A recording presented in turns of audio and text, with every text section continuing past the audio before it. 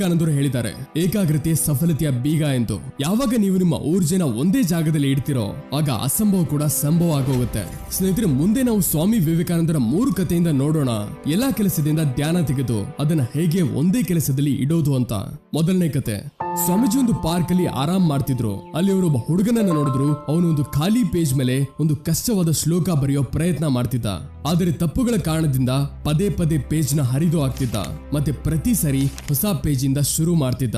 ಕೆಲವು ಸಮಯದ ನಂತರ ಆ ಹುಡುಗನ ಧ್ಯಾನ ಸ್ವಾಮಿ ವಿವೇಕಾನಂದರ ಮೇಲೆ ಹೋಗುತ್ತೆ. ಅದಕ್ಕೆ ಅವನು ತಕ್ಷಣ ಅವರ ಹತ್ರ ಹೋದ ಮತ್ತೆ ನಮಸ್ತೆ ಮಾಡ್ತಾ ಹೇಳ್ದ, ಸ್ವಾಮೀಜಿ, ನಾನು ಕಳೆದ 3 ಗಂಟೆಯಿಂದ ಈ ಶ್ಲೋಕನ ಸರಿಯಾಗಿ ಬರೆಯೋ ಪ್ರಯತ್ನ ಮಾಡ್ತಿದ್ದೀನಿ.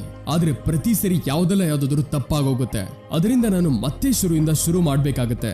ನನಗ್ ಗೊತ್ತಾಗ್ತಿಲ್ಲ ನಾನು ಯಾಕೆ ಬರೆಯೋದಕ್ಕೆ ಆಗ್ತಾ ಇಲ್ಲ ಅಂತ. ಇದಕ್ಕೆ ಸ್ವಾಮೀಜಿ ನಗ್ತಾ ಹೇಳಿದ್ರು, ಮಗು ಕೇವಲ ಫೋಕಸ್ ಕೊರತೆಯಿಂದ ಈ ರೀತಿ ಆಗ್ತಿದೆ. ಯಾಕಂದ್ರೆ ಒಬ್ಬ ಸಾಧಾರಣ ವ್ಯಕ್ತಿ ತನ್ನ ಹೆಚ್ಚು ಪಾಲು ಊರ್ಜೆನ ಬೇಡದೇ ಇರೋ ಮಾತುಗಳು ಮತ್ತೆ ಅಭ್ಯಾಸಗಳಲ್ಲಿ ಹಾಕ್ತಾನೆ. ಅದಕ್ಕೆ ಸತತವಾಗಿ ಮನಸ್ಸು ವಿಚಲಿತವಾಗುತ್ತೆ. ಧ್ಯಾನದಿಂದ ಕೆಲಸ ಮಾಡುವ ಅರ್ಥ ಏನಂದ್ರೆ ತನ್ನ ಪೂರ್ತಿ ಊರ್ಜೆ ಒಂದೇ ಜಾಗದ ಮೇಲೆ ಒಂದೇ ಕೆಲಸದ ಮೇಲೆ ಹಾಕೋದು.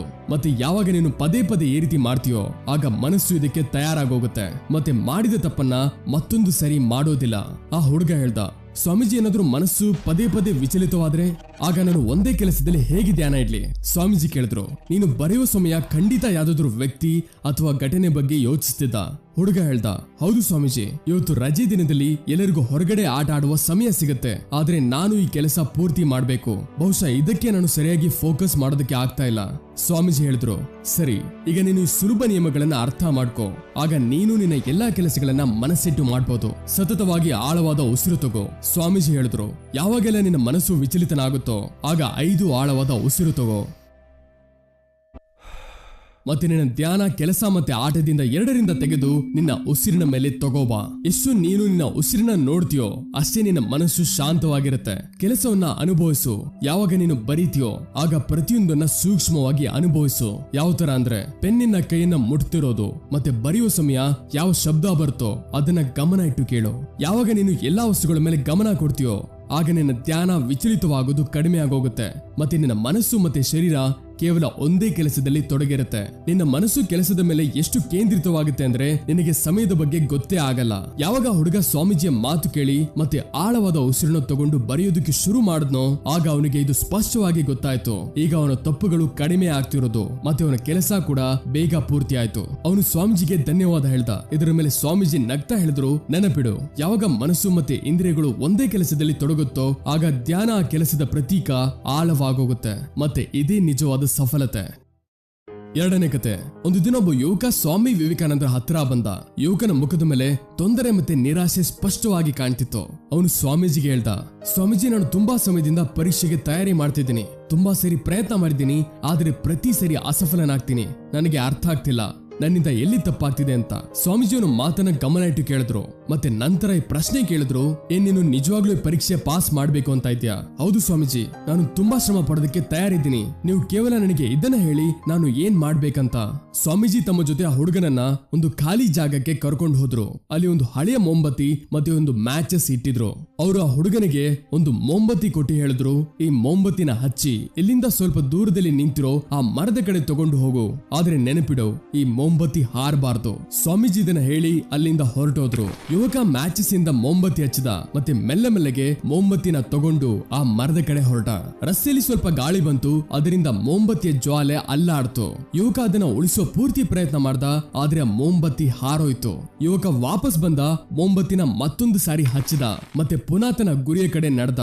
ಯುವಕ ಈ ಪ್ರಕ್ರಿಯೆನ ಸಾಕಷ್ಟು ಸರಿ ರಿಪೀಟ್ ಮಾಡ್ದ. ಆದ್ರೆ ಪ್ರತಿ ಸರಿ ಗಾಳಿಯ ಸ್ಪರ್ಶ ಮೊಂಬತ್ತಿನ ಜ್ವಾಲೆನ ಹಾರಿಸ್ತಿತ್ತು. ಕೊನೆಯಲ್ಲಿ ಪ್ರಯತ್ನ ಮಾಡಿ ಸುಸ್ತಾಗಿ ಯುವಕ ಕೈಯಲ್ಲಿ ಹಾರಿ ಹೋಗಿರೋ ಮೊಂಬತ್ತಿ ಹಿಡಿದು ವಾಪಸ್ ಬಂದ. ಮತ್ತೆ ನಿರಾಶೆಯಿಂದ ಹೇಳ್ದ, ಸ್ವಾಮೀಜಿ, ನಾನು ಇದರಲ್ಲಿ ಅಸಫಲನಾದೆ. ಸ್ವಾಮೀಜಿಯ ಯುವಕನಿಗೆ ನಗ್ತಾ ಹೇಳಿದ್ರು, ಯಾಕೆ? ನೀನು ಮೊಂಬತ್ತಿ ಹಚ್ಚಿ ಸ್ವಲ್ಪ ದೂರ ಅಷ್ಟೇ ನಡಿಬೇಕಿತ್ತಲ್ವಾ? ಅದಕ್ಕೆ ಯುವಕ ಮೆಲ್ಲಗೆ ಹೇಳ್ದ, ಸ್ವಾಮೀಜಿ, ನಾನು ಪ್ರಯತ್ನ ಅಂತೂ ಮಾಡಿದೆ. ಆದ್ರೆ ಗಾಳಿಯ ಕಾರಣದಿಂದ ಮೊಂಬತ್ತಿ ಪ್ರತಿ ಸರಿ ಪದೇ ಪದೇ ಹಾರೋಯ್ತು.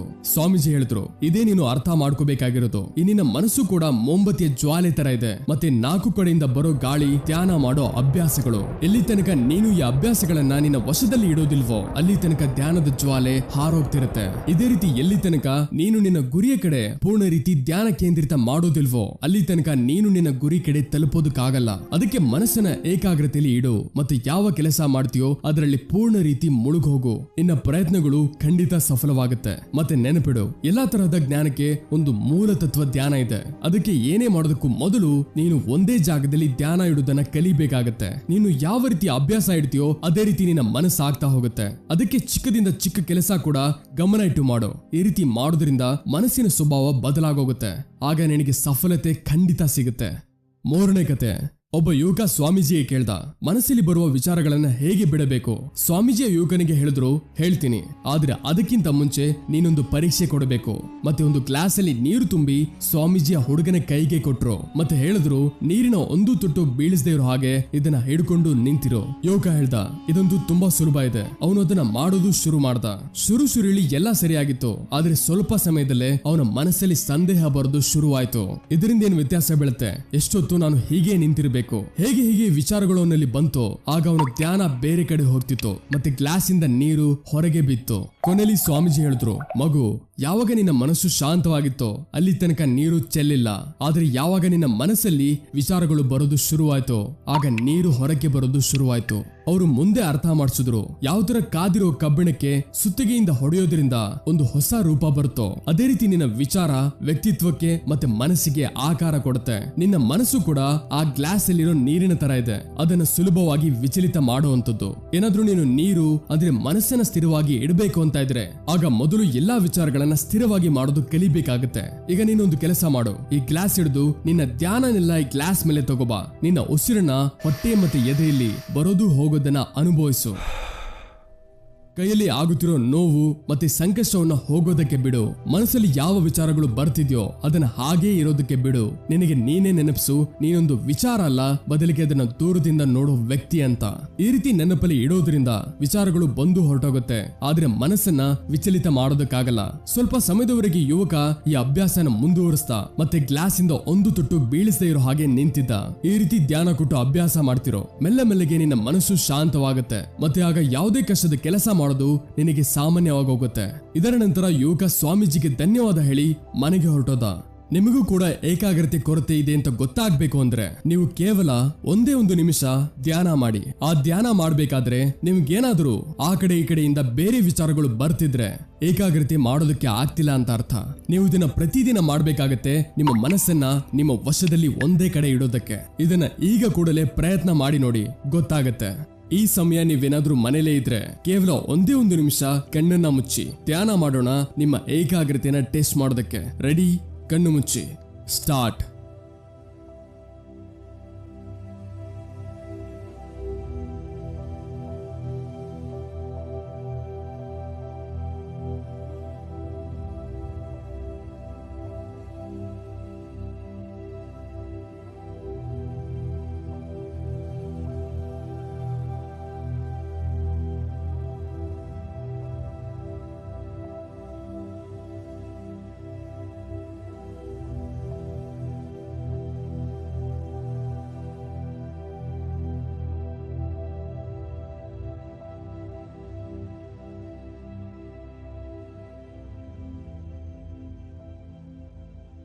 ಓಕೆ, ಈಗ ಕಣ್ಣನ್ನ ಬಿಡಿ.